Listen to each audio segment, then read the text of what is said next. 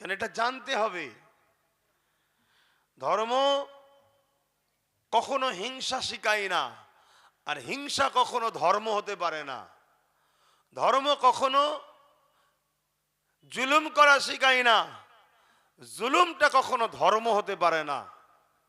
ধর্ম সর্বসময় একবার তো ভাই, আমি যে কথা বলছি, আমার আব্বা, আমার ভাইয়েরা, দূরে মা বোনেরা, একটু মন দিয়ে শোনেন।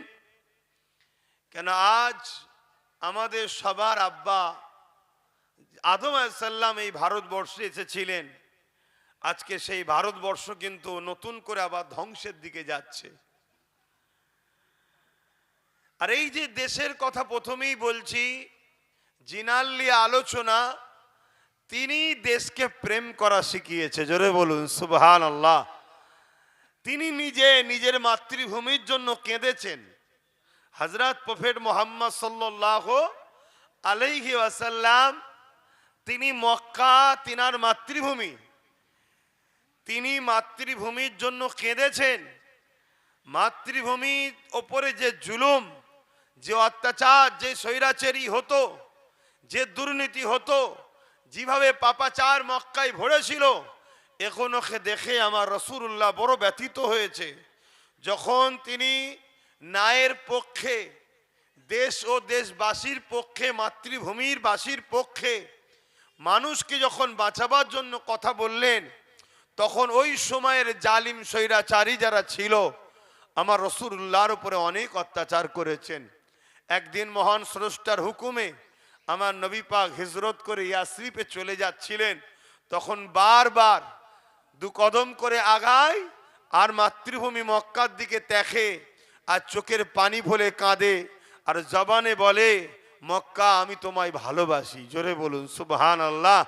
তাই প্রত্যেকটা মুসলমান কে কি করছে আমি জানি না, তুমি যখন মুহাম্মদ সাল্লাল্লাহু আলাইহি ওয়াসাল্লামের অনুসারী বলছো, তোমাকেও হৃদয়ের মধ্যে জবানে কথা যেন থাকে, ভারতবর্ষ আমি তোমায় ভালোবাসি।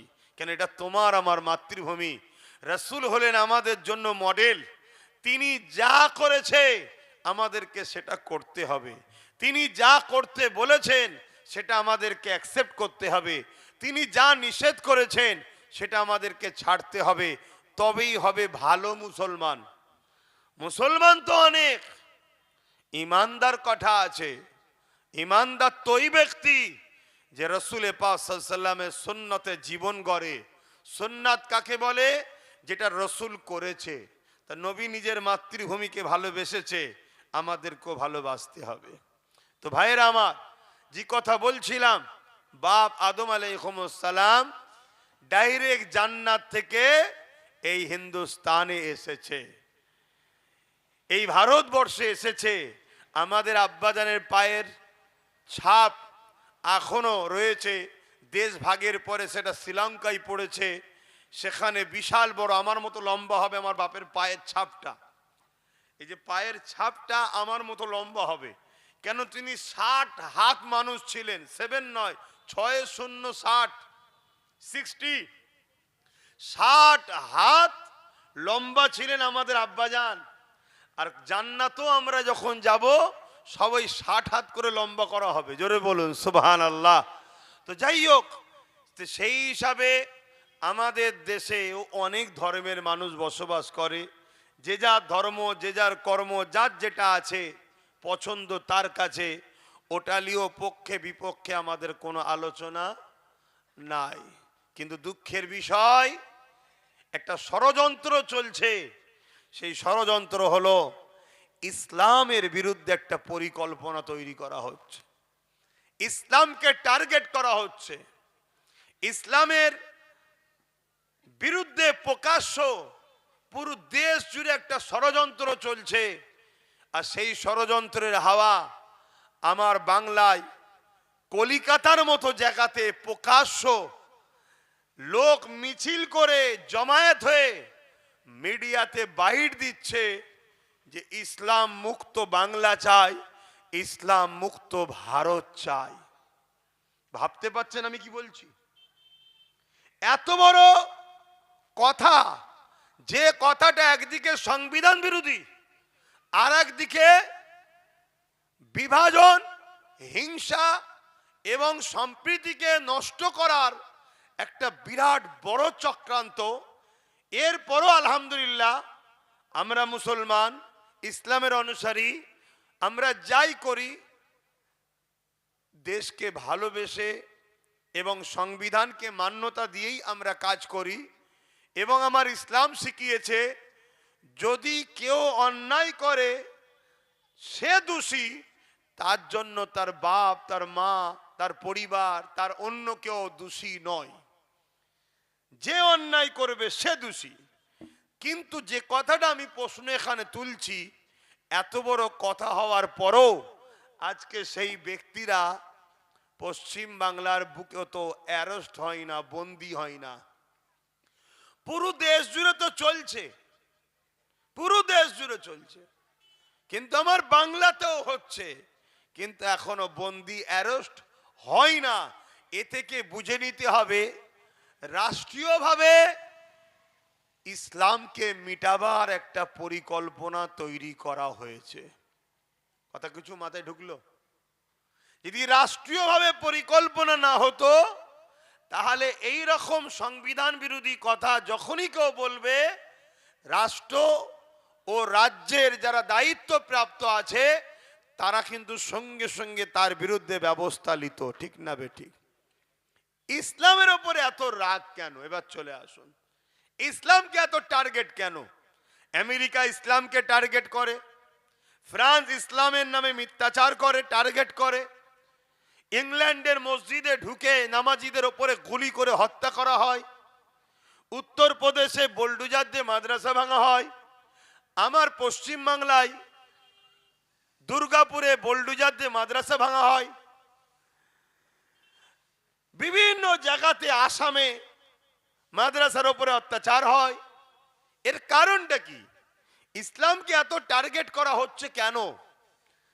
এর কারণটা বুঝতে গেলে আপনাকে প্রথম জানতে হবে ইসলাম শব্দর মানে কি আর ব্যাপক অর্থ কি। ইসলাম শব্দের ওয়ার্ডের মানে হচ্ছে সালাম থেকে ইসলাম, শান্তি, যার ব্যাপক অর্থ হলো তুমি ওই কাজ করো যে কাজে তুমি এবং সমাজ দুনিয়া আখেরাতের কল্যাণ পাবে। জোরে বলুন সুবহানাল্লাহ। ওই কাজ তুমি করো। এই যে হযরত প্রফেট মুহাম্মদ সাল্লাল্লাহু আলাইহি ওয়াসাল্লাম, তিনি কে? তিনি তো শান্তির নাম, মানবতার নাম, প্রেমের নাম, ভ্রাতৃত্বের নাম, ঐক্যের নাম, সম্প্রীতির নাম, মানব বন্ধনের নাম, এতিমদের সাহারার নাম, বিধবার অধিকারের নাম। এক কথায় যখন নারীদেরকে জেন্ত পুঁতে দেওয়া হতো, হযরত প্রফেট মুহাম্মদ সাল্লাল্লাহু আলাইহি সাল্লাম সেই নারীদের হতে সংগ্রাম করে নারীদের অধিকার যিনি দিয়েছেন তিনি তো মুহাম্মদ সাল্লাল্লাহু আলাইহি ওয়াসাল্লাম। জোরে বলুন সুবহানাল্লাহ। নিশ্চয়ই আপনি একটা কথা প্রায় বলেছি, আবার বলছি, এই যে আপনাদের এই পাশে ভাটপাড়াতে অর্জুন সিং, দেখুন ইসলামের বিরুদ্ধে কত বড় একটা মিথ্যা কথা বলল যে ইসলামে নাকি রেপ করাটা খারাপ নয়। বললেন না নাউজুবিল্লাহ? জোরে বলুন। এই কথাটা অর্জুন সিং ইসলামের ওপরে মিথ্যাচার করলো না করলো না? ইসলাম একটা এত বড় ধর্ম, যে ধর্ম একমাত্র আজকের দিন পর্যন্ত চ্যালেঞ্জ দিচ্ছে দুনিয়ায় কেউ যদি ইসলামের মোকাবেলা করতে চাও আগেই আসো, যুক্তি তর্কে, এলেম কালামে, কিতাবে, বাস্তবে নারীদেরকে যে সম্মান ইসলাম দিয়েছে এই সম্মানের মোকাবেলায় কেউ যদি আসতে চাও দাঁড়াও। পুরো পৃথিবীকে চ্যালেঞ্জ দিচ্ছে ইসলাম যে আমি যে নারীকে সম্মান দিয়েছি আমার মোকাবেলায় কেউ দাঁড়াতে পারবে?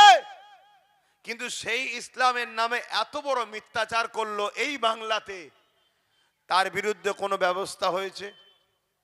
কথা বলুন, তাকে বন্দী করা হয়েছে? তাহলে ভাবুন আজকে আমরা কোন জায়গায় দাঁড়িয়ে আছি, কোন পরিস্থিতিতে দাঁড়িয়ে আছি। আর এটাও আপনাকে বলে যায়, আমার আপনার কওমের মধ্যে কিছু ছেলে আছে, দুনিয়ায় অভাবের জ্বালা হোক বা বদমাইশিতে হোক, ইসলামের কালচার তার মধ্যে নাই, সেই শিক্ষা সেই জ্ঞানও নাই, সভ্যতাও নাই। সমাজের কিছু খারাপ লোকের পাল্লায় পড়ে তার দ্বারা সমাজে এমন কিছু অঘটন ঘটানো হবে প্ল্যান মাফিক করে, ঘটিয়ে দিয়ে পুরো ইসলামের নামে কলঙ্কিত দাগ লাগাবার ষড়যন্ত্রও চলছে। উপরন্তু এই জায়গায় দাঁড়িয়ে থেকে আমি আপনাদেরকে জানিয়ে দিই, ইসলাম যদি বুঝতে চান আব্বাস সিদ্দিকীকে দেখলে হবে না। ইসলাম দুটো জিনিসের ওপরে চলে, একটা হলো কালামুল্লাহ আর একটা হলো হাবিবুল্লাহ। জোরে বলুন সুবহানাল্লাহ। একটা আল্লাহর পাক পবিত্র কোরআন শরীফ, আর একটা হলো মুহাম্মদ সাল্লাল্লাহু আলাইহি ওয়াসাল্লামের লাইফ স্টাইল। এই দুটো হলো ইসলাম।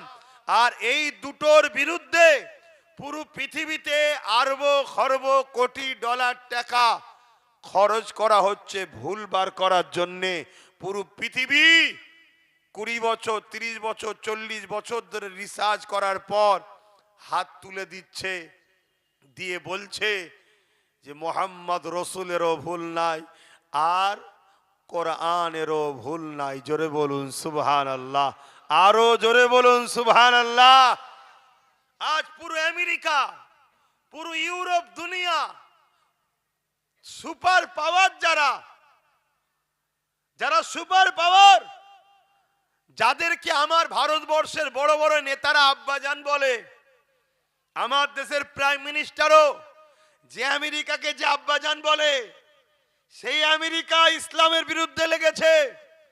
সেই ইউরোপ দুনিয়া ইসলামকে মিটাতে চেয়েছে, কিন্তু আলহামদুলিল্লাহ আজকে তারা দীর্ঘ 80-90 বছর ধরে ইসলামের বিরুদ্ধে লেগে লেগে লেগে লেগে আজকে তারা রিপোর্ট দিচ্ছে কি আগামী 40-45-এর মধ্যে ইউরোপ দুনিয়া আমেরিকা সহ সংখ্যা গুরু হবে ইসলাম। জোরে বলুন সুবহানাল্লাহ।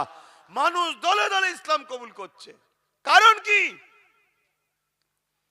14 বছর 12 বছর 13 বছরের মেয়ে, এত অল্প বয়স, 12 বছর 13 বছর 14 বছর 15 বছর 16 বছরের মেয়ে, সে তার ইজ্জতকে নিজের বাবার হাত থেকে বাঁচাতে পারছে না। 15-16 বছরের মেয়ে, গর্ভের সন্তান, কার? নিজের বাবার, বাঁচাতে পারছে না। তারা কি করে বাঁচবে? আমেরিকা পারমাণবিক বোমা তৈরি করতে পারে, 10টা দেশকে হুমকি দিতে পারে, কিন্তু কারো সংসারকে জুড়তে পারছে না, কারো ইজ্জতকে রুখতে পারছে না, ক্রাইম বন্ধ করতে পারছে না, সন্ত্রাসী বন্ধ করতে পারছে না, দুর্নীতি বন্ধ করতে পারছে না, জুলুম বন্ধ করতে পারছে না, ধর্ষণ বন্ধ করতে পারছে না। তাই তাদের যুবক যুবতীরা, তারা তো জ্ঞানী শিক্ষিত, তারা রিসার্চ করছে কোন জায়গায় গেলে আমরা বাঁচবো। তারা রিসার্চ করে, তাদের গুগল তাদেরই তৈরি করা, তারা তো টেকনোলজির উপরেই বেঁচে থাকে, তাদের সবকিছু ফেল, তারা সবকিছু থেকেই গাওয়া দিচ্ছে বাঁচতে যদি হয় আখেরি নবী প্রফেট মুহাম্মদ সাল্লাল্লাহু আলাইহি সাল্লামের জীবন আদর্শে জীবন গড়ো। জোরে বলুন সুবহানাল্লাহ। তারা আমার নবীকে রিসার্চ করছে, রিসার্চ করতে করতে তারা আমার নবীর দিবানা হচ্ছে। জোরে বলুন সুবহানাল্লাহ। আর উম্মতে মুহাম্মাদি, আমরা জন্মসূত্রে রাসূল পেয়েছি, বাপ মুসলমান, মা মুসলমান, দাদু মুসলমান, দাদি মুসলমান, আমরা রসুলকে রিসার্চ করা ছেড়ে দিয়েছি, নবীলে চর্চা করা ছেড়ে দিয়েছি। এজন্য আজ আমরা ধ্বংস হয়ে যাচ্ছি। আমাদের কালচারে আছে কি রসুল? বলুন, আমাদের কালচারে আছে কি রসুল? তাই তো আজ আমরা ধ্বংস হয়ে যাচ্ছি। আল্লাহ নবী, নূহ নবী, দয়া নবী আদর্শ কি ছিল? আমার নবী পাক পৃথিবীর জমিনে ইসলামের বাণী কি করে ছড়ালো? আমার নবী পাক তিনি একা মক্কা জমিনে তিনি বলে দিলেন লা ইলাহা ইল্লাল্লাহ আনা মুহাম্মদ রাসূলুল্লাহ।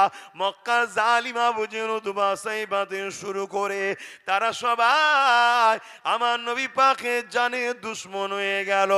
এই রাসূলুল্লাহ মক্কা থেকে শুরু করেছে, মদিনা থেকে শুরু করেছে, 23টা বছরে তামাম পৃথিবীর জমিনে নাই সত্য, সাম্য, শান্তি, ভ্রাতৃত্ব, ভালোবাসা, ইসলামের বাণী আমার নবী পৌঁছে দিয়েছে।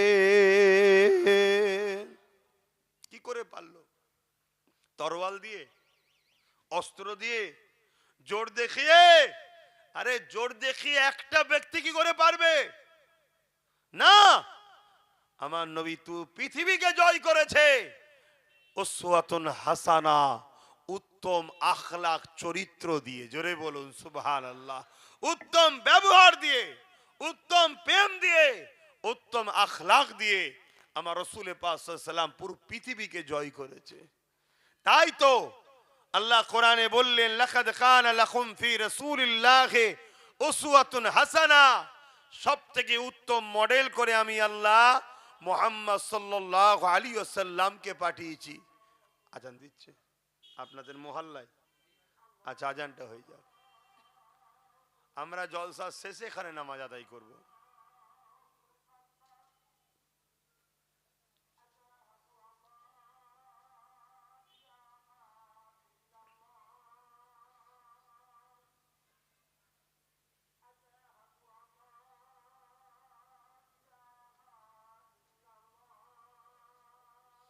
আশহাদু আল্লা ইলাহা ইল্লাল্লাহ।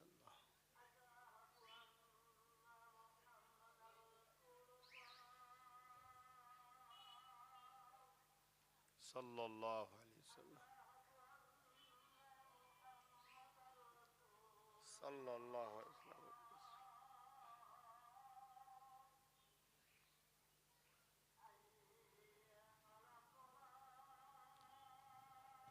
লা হাওলা ওয়ালা কুওয়াতা ইল্লা বিল্লাহ।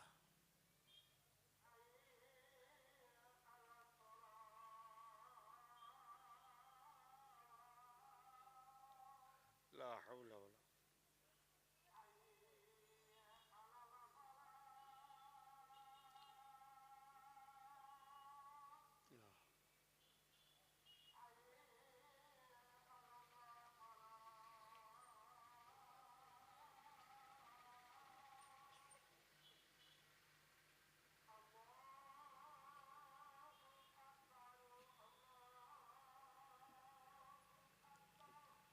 আল্লাহু আকবার, আল্লাহু আকবার।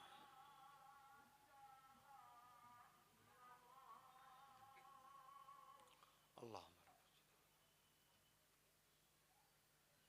লা ইলাহা ইল্লাল্লাহ। দরুদ শরীফ আল্লাহুম্মা সাল্লি আলা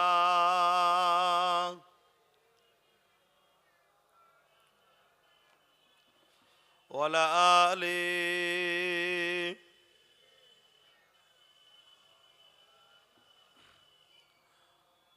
বাপেরা, নওজোয়ান তরুণেরা, আল্লাহ নবীর আদর্শে পৃথিবী মানুষেরা দলে দলে মুগ্ধ হয়ে আমার রাসূলুল্লাহর কথা মতো দ্বীনে ইসলামের মধ্যে তারা প্রবেশ করেছে। এ নওজোয়ানেরা, আল্লাহ নবী, নূহ নবী, দয়া নবী এই জমিনের ওপরে যখন নারীদের ওপরে জুলুম হতেছিল, আল্লাহ নবী নারীর বাবাগুলোকে বলতে লেগেছে, কেন তোমরা জেন্ত মহিলাগুলোকে পুঁতে দিচ্ছ? তারা বলতে লাগলো, মুহাম্মদ, এ নারীদের বাঁচার কোনো অধিকার নাই। কেন? নারী হলো অশুভ, নারীর জন্য কল্যাণ আসে না, এই নারীদের বাঁচার কোনো অধিকার নাই। এ মায়ের জাতেরা, মন দিয়ে শোনেন, এই জমিনের ওপরে কে মর্যাদা তোমাদের ফিরিয়ে দিয়েছে? এই জমিনের ওপরে আজ থেকে 1500 বছর আগে নারীদেরকে বাজারে নিলামে তোলা হতো, এমন করে কেনা বেচা হতো আলো পটলের মতো। বাপেরা জেন্ত পুঁতে দিত তাদেরকে। মহান রব্বুল আলামিনের পাঠানো মুহাম্মদ সাল্লাল্লাহু আলাইহি ওয়াসাল্লাম তিনি জমিনের উপরে নারীর বাবাদেরকে বুঝাতে লাগলেন, না না, যিনি পুত্র সন্তান দেয় তিনি কন্যা সন্তান দেয়, নারী অশুভ নয়। উপরন্তু কারো ঘরে যদি প্রথম কন্যা সন্তান হয়, এর মানে ওই নারীর বাবাকে মহান স্রষ্টা রব্বুল আলামিন শান্তির পয়গাম খবর পাঠায়।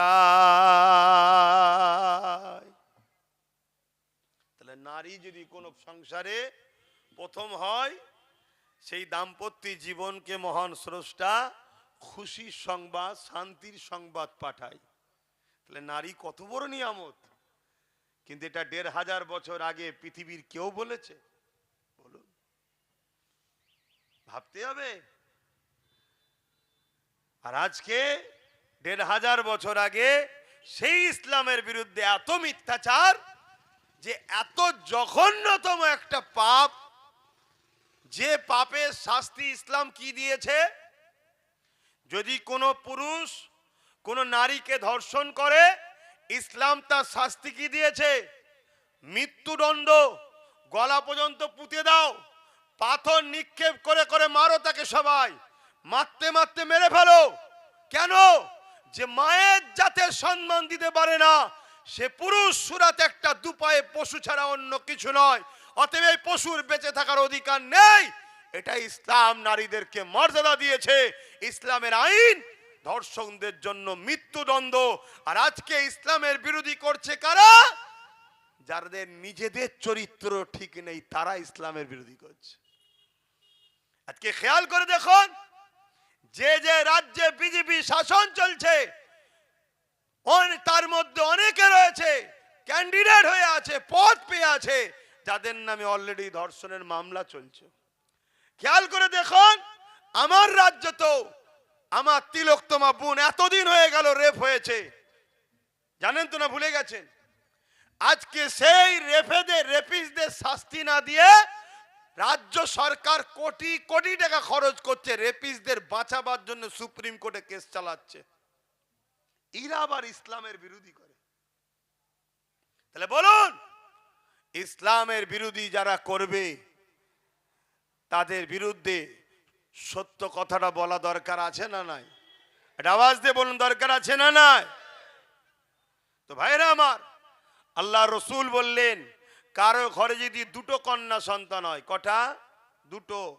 আর ওই দুই কন্যা সন্তানের বাবা দুটো সন্তানকে যদি বুঝা না মনে করে, নারী হয়েছে বলে অবহেলা না করে, আল্লাহ দিয়া নিয়ামত মনে করে, তাকে খুশি করে, আদর করে, লালন পালন করে, ভালোবাসা দিয়ে বড় করে তুলে যদি বিবাহ দিয়ে দেয়, আল্লাহ নবী বলছেন, ওই দুই কন্যার বাবা যে নারীকে মহব্বত করে তার কন্যা সন্তানকে লালন পালন করে বড় করলো, আমি রাসূলুল্লাহ ওই বাপকে কিয়ামতের দিন শাফাআত করে জান্নাতে নিয়ে যাব। জোরে বলুন সুবহানাল্লাহ। পুরুষের বেলায় কিন্তু এ খবর দেয়নি যে পুত্র সন্তান হলে শাফাআত করব, এ কথা কিন্তু রাসূল বলেনি। কেন? নারী মায়ের জাত বড় দুর্বল হয়, বড় কমজোর হয়, বড় অসহায় হয়। তাই তাটা ভালোবাসার জিনিস, সেটা সম্মান দিবার জিনিস। তাই ইসলাম কি সম্মান দিচ্ছে দেখো। আল্লাহ নবী আরো একটু আগিয়ে গিয়ে বললেন, কারো ঘরে যদি পরপর 3টে কন্যা সন্তান হয়, ওই 3 কন্যার বাবা যদি ওই 3টে কন্যাকে বুঝা না মনে করে, অবহেলা না করে, লালন পালন করে তার যদি বিবাহ দিয়ে দেয়, আমি রসুল পাক সাল্লাল্লাহু আলাইহি ওয়াসাল্লাম বলছি, 3 কন্যার বাবা আর আমি রাসূলুল্লাহ, মন দিয়ে দেখুন, দুটো আঙুল পাশাপাশি দেখাচ্ছে, আল্লাহর জান্নাতে পাশাপাশি থাকবো। জোরে বলুন সুবহানাল্লাহ। এই কথা যখনই বলেছে, এক সাহাবী রাসূলের অনুসারী ওখানে বসেছিলেন, তিনি বলতে লাগলেন, হুজুর আমার তো একটি কন্যা, তাহলে এই নিয়ামত থেকে আমি বঞ্চিত হয়ে গেলাম।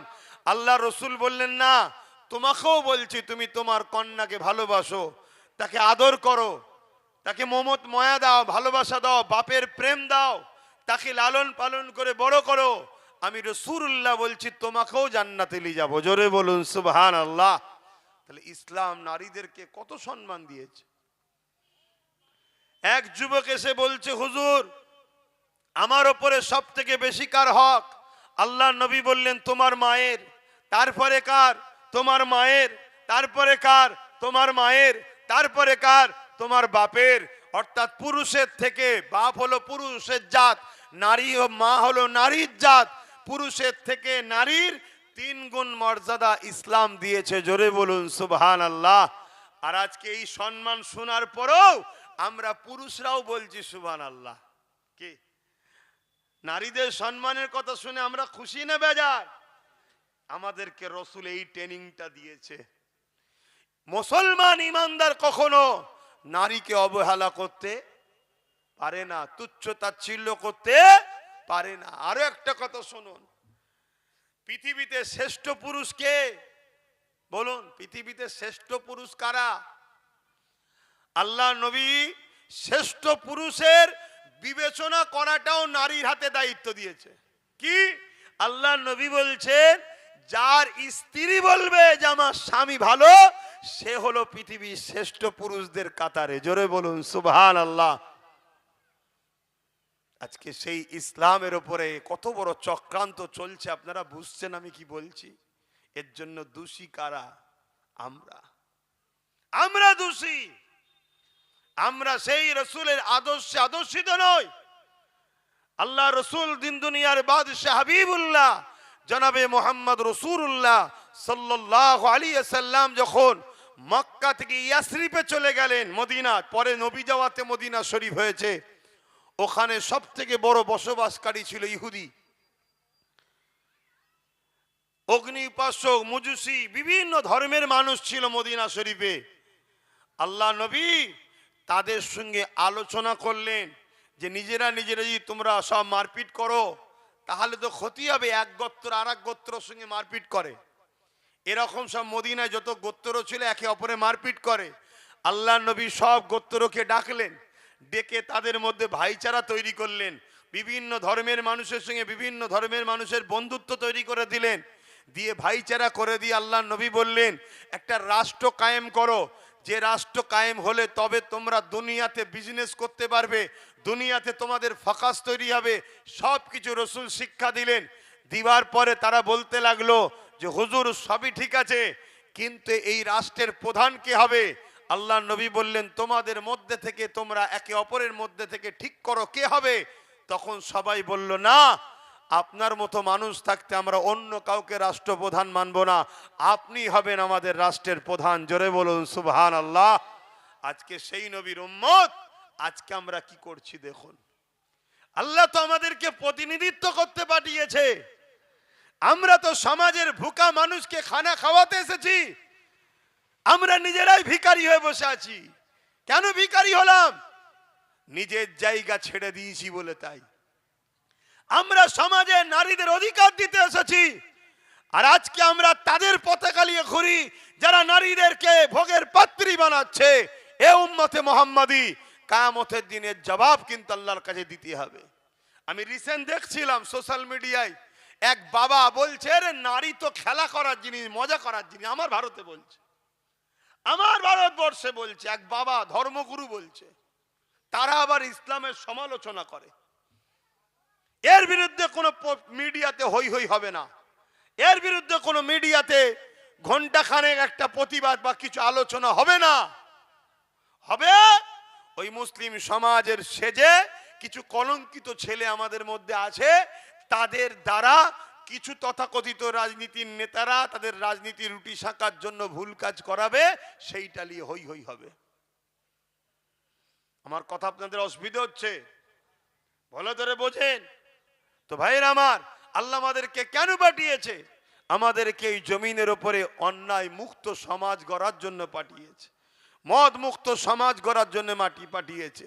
আজকে মদের কারণে কত ক্রাইম হচ্ছে, কত অ্যাক্সিডেন্ট হচ্ছে, কত পরিবার ধ্বংস হয়ে যাচ্ছে এই মদের কারণে। এই মদ মুক্ত করার জন্য আল্লাহ আমাদেরকে উম্মতে মুহাম্মাদি করে পাঠিয়েছে। আর আজকে আমরা কি করছি? মাতাল সরকারের পিছনে ঘুরে বেড়াচ্ছি। তাহলে বলুন, আল্লাহ আমাদের উপরে নারাজ হবে না হবে না? আর আল্লাহ যখন নারাজ হবে, চারিদিক দিয়ে মার খেতে হবে। যার জন্য লড়াই করলাম তার হাতেও মার খাচ্ছি, আর যার বিরুদ্ধে লড়াই করেছি সে তো মারবেই। চারিদিক দিয়ে মার খেতে হবে। এখনো সময় আছে আমার রাসূলুল্লাহ সুন্নাতে জীবন গড়ুন।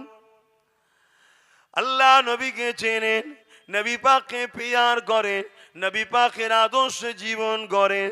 আপনার ধর্মনীতি আমার রাসূলুল্লাহ যেভাবে করেছে, আপনার সমাজনীতি আমার রাসূলুল্লাহ যেভাবে করেছে, আপনার রাজনীতি আমার রাসূলুল্লাহ যেভাবে করেছে।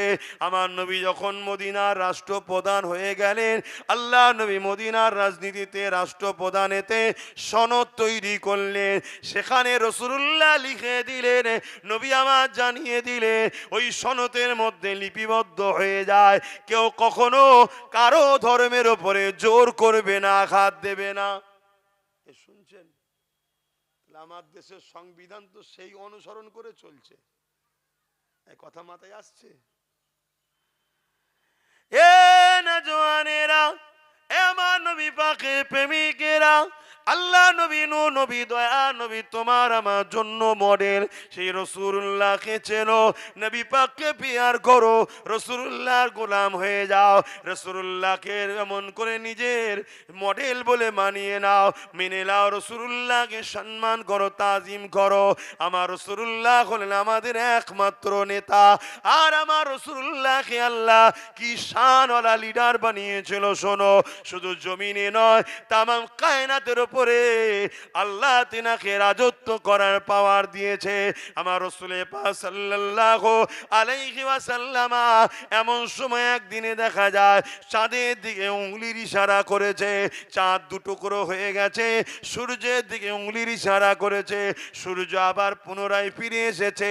যার আঙুলের ইশারায় চাঁদ দুটুকরো হয়, যার আঙুলের ইশারাতে সূর্য পুনরায় ফিরে আসে, এই রকম ব্যক্তিত্ব, তিনি হবে আমাদের একমাত্র মডেল। অন্য কাউকে মডেল বানাওনি, তাহলে দুনিয়াতেও ধ্বংস হচ্ছ, আখিরাতেও ধ্বংস হয়ে যাবে। শুনছেন তো আপনারা? কি নিয়ামত আল্লাহ আমার নবীকে করেছে। আমার রাসূল পাক সাল্লাল্লাহু আলাইহি সাল্লাম যখন সূর্যের দিকে ইশারা করেছে, সূর্য পুনরায় ফিরে এসেছে, পৃথিবীর কেউ আছে পারবে? কথা বলেন। আজকে সেই নবীর বিরুদ্ধে যারা কথা বলে, জানতে হবে এরা সত্যের কাছে পরাজিত হয়ে যাচ্ছে। তাই হিংসা বশত এরা বিরোধী করা ছাড়া দ্বিতীয় কোনো রাস্তা খুঁজে আর পাচ্ছে না। এ নওজোয়ান তরুণেরা, এই জমিনের উপরে রোম থেকে শুরু করে, পারস্য থেকে শুরু করে এই জমিনের উপরে নানা রকম অত্যাচার জুলুম হতো। এমনকি মক্কাতে একটা মেলা হতো, কাজের মেলা। ওই মেলাতে নারীদেরকে বাজারে তোলা হতো, সেগুলো ধনীরা খরিদ করে নিয়ে যেত। তাদের দেহকে শোষণ করে তাদেরকে হত্যা করে মেরে দিত। আল্লাহ নবী এর বিরোধী করলো। নারী জাতকে সম্মান দিবার কথা যখন বলল, এই কারবার, এই ব্যবসা যারা করত, তখনকার সময়ে তারা ক্ষমতার আসনে বসেছিল। তারা এমন করে দেখা যায় আল্লাহ রাসূলুল্লাহর বিরোধী করতে শুরু করলো। আমার নবী পাককে চারিদিক থেকে তারা আঘাত দিতে শুরু করলো। এমনকি আমার নবী পাককে জানে পর্যন্ত মেরে দিবার পরিকল্পনা করলো। তাই আমার নবী পাক লোকালয় ছেড়ে দিয়ে পাহাড়ে চলে গেলে, ওই পাহাড় থেকে এসে মানুষকে বুঝাতে আবার পাহাড়ে চলে যেতে। এ যুবকেরা, তরুণেরা, বাপেরা, আর সমাজে কিছু ব্যক্তি বেরিয়েছে, তারা আজকে আমার রাসূলুল্লাহর বিরোধী করতে লেগেছে। এমন একটা ব্যক্তি সমাজের মধ্যে বিরোধী করছে, কিছুদিন পরে দেখা যাচ্ছে তারাও আজকের দিনে সেই দিনে আবু জেহেল, উতবা, সাইবা যা করেছে, নারীদের দেহ বেশ শোষণ করত, নারীদেরকে নিলামে তুলতো, বিক্রি করত, আজকের দিনও দেখা যাচ্ছে এরাও সেই কাজের মধ্যে জড়িত হয়ে রয়েছে। নিশ্চয় আপনারা সোশ্যাল মিডিয়ায় দেখছেন, কোন এক বাবা বেরিয়েছিল, বড় বড় কথা বলছিল ইসলামের বিরুদ্ধে। দেখেন না যে মুসলমানদের তো আমি টেনশন দিতে এসছি, দাড়িওয়ালা টুপিওয়ালাদের টেনশন দিতে এসছি।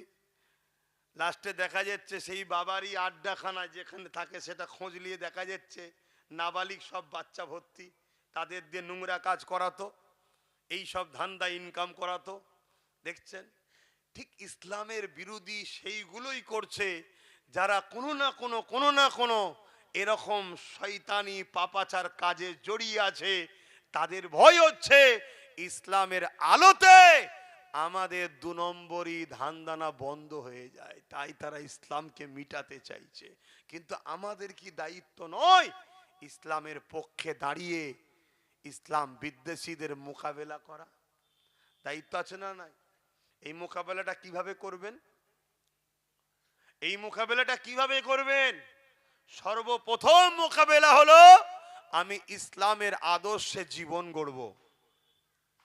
ইসলাম যে খাদ্যকে অপছন্দ করে আমি সে খাদ্য খাবো না। ইসলাম ঘুষকে অপছন্দ করে, আমি ঘুষ দেবো না, ঘুষ লব না। ইসলাম নেশাকে অপছন্দ করে, আমি নেশা জাতীয় দ্রব্য বিক্রি করব না, নেশা জাতীয় দ্রব্য খাবো না। ইসলাম যেগুলোকে অপছন্দ করেছে সেগুলোকে ত্যাগ করতে হবে, যেগুলোকে বাস্তব ইসলাম পছন্দ করে সেগুলোকে জীবনের মধ্যে আনতে হবে। প্রথমে যদি নিজে ইসলামের রঙে রঙিন হই তাহলে দেখবেন এমনি এমনি হাজারো জালিম শেষ হয়ে যাবে। প্রথম কাজ হলো এটা। দ্বিতীয় কাজ হলো আমার নবী সাহাবা হুজুররা যেভাবে জালিমদের বিরুদ্ধে লড়াই করেছে আমাদেরকেও লড়াই করতে হবে না? হবে না? আওয়াজ দিয়ে বলুন, করা দরকার আছে না নাই? আর এখানেও একটা কথা বলে যায়, মনে রাখবেন, আমার রাসূলুল্লাহ কোনোদিন কোন ধর্মের বিরুদ্ধে লড়াই করেনি, এটা মাথায় রেখে দেবেন। আমার রাসূলুল্লাহ টোটাল লাইফে অনেক কটা লড়াই রাসূলুল্লাহ করেছেন, একটা লড়াই রাসূলুল্লাহ করেনি কোন ধর্মের বিরুদ্ধে। রাসূলুল্লাহ যতগুলো লড়াই করেছে জালিমের বিরুদ্ধে, মজলুমের পক্ষে। জোরে বলুন সুবহানাল্লাহ। গরিবের পক্ষে, এতিমের পক্ষে, বিধবার পক্ষে, অসহায়ের পক্ষে, মজলুমের পক্ষে দাঁড়িয়ে রসুল লড়াই করেছে। সন্ত্রাস, জালিম, অত্যাচারী, মানবতা বিরোধী যারা, তাদের বিরুদ্ধে রাসূলুল্লাহ লড়াই করেছে। তাহলে আমাদের এই লড়াইয়ের দরকার আছে না নাই? লড়াই করতে হবে। আজকে আমরা অনেকে মনে করি আমি ভালো কাজ করি জান্নাতে চলে যাব। ভালো কাজ শুধু করে জান্নাতে যাওয়া যাবে না, অন্যায়ের বিরুদ্ধে লড়াই করতে হবে, ভালো কাজ করতে হবে। দুটো কাজ আল্লাহ দিয়েছে, কুনতুম খায়রা উম্মাতিন উখরিজাত লিন-নাস তা'মুরুনা বিল মা'রুফ ওয়া তানহাউনা আনিল মুনকার। শুধু ভালো কাজ করো আল্লাহ বলেনি, ভালো কাজ যেমন করতে হবে অন্যায়কে মিটাতেও হবে। এর নাম হলো ইসলাম। জোরে বলুন সুবহানাল্লাহ। কথা মাথায় ঢুকছে? আজকে একসাথে আমরা প্রতিবেশী, ধরুন 50-60 বছর ধরে কম বেশি আছেন তো নাকি আশপাশে একসাথে? এখন দেখা যাচ্ছে আপনাদের আশপাশে কোনো অমুসলিম বা মতুয়াকে দেখা যাচ্ছে ভাইদেরকে পরে কেউ জুলুম করছে, তার নাগরিকত্ব কেউ জোর করে কেড়ে দিচ্ছে। তুমি মুসলমান যদি মনে করো যে ওটা অন্য ধর্মের মানুষ, ও নাগরিকত্ব যাচ্ছে, যাও, তাহলে তুমি কিন্তু ঠিক মুসলমান হতে পারলে না। ও মুসলমান কি অমুসলমান ওটা তোমার বিষয় না, ওই হিসাবটা স্রষ্টা নেবে। কিন্তু মানুষ তোমার স্রষ্টা সৃষ্টি, সে বিপদে পড়েছে, তাকে তোমার সাথ দিতে হবে। এটা ইসলাম শিখাচ্ছে। জোরে বলুন সুবহানাল্লাহ। আর এটাও বলছি, কেউ যদি মনে করে যে আমরা বিপদে পড়লে তো সাথ দেয় না, সেটাও তোমার জানার প্রয়োজন নাই। কেন তোমার ধর্ম শিখিয়েছে আল্লাহর দয়া যদি তুমি পেতে চাও আল্লাহর সৃষ্টির উপরে দয়া করো। কথা কিছু বুঝে আসছে? তার কি আছে আমি জানি না, সে কেন দেয়নি সেটাও জানি না, আমার জানার প্রয়োজনও নাই। তুমি আমার কওমের মানুষ, তোমাকে আমি জানাচ্ছি, কোন মানুষ যদি বিপদে পড়ে, সে মুসলিম হোক আর অমুসলিম হোক, তার পাশে দাঁড়িয়ে তার বিপদ মুক্ত করার নামও ইসলাম। জোরে বলুন সুবহানাল্লাহ। আল্লাহ যেমন আমাদেরকে নামাজ দিয়েছে, আল্লাহ যেমন আমাদের জন্য রোজা দিয়েছে, আল্লাহ যেমন আমাদেরকে মালদারদেরকে হজ দিয়েছে, মালদাদিওকে শতকরা 2.5 টাকা, ইমানদাদিওকে জাকাত দিবার জন্য ইমানদার গরিবদের জাকাত দিতে হবে, এই যেমন নিয়ম ইমানদার ধনীদের দিয়েছে, সেই আল্লাহ আমাদেরকে শিক্ষা দিয়েছে কেউ ক্ষুধার্ত থাকলে তাকে খানা খাওয়াও, কেউ অসহায় থাকলে তাকে আশ্রয় দাও, কারো বস্ত্র না থাকলে বস্ত্র দাও, কেউ যদি সাহারা চায় তাকে সাহারা দাও।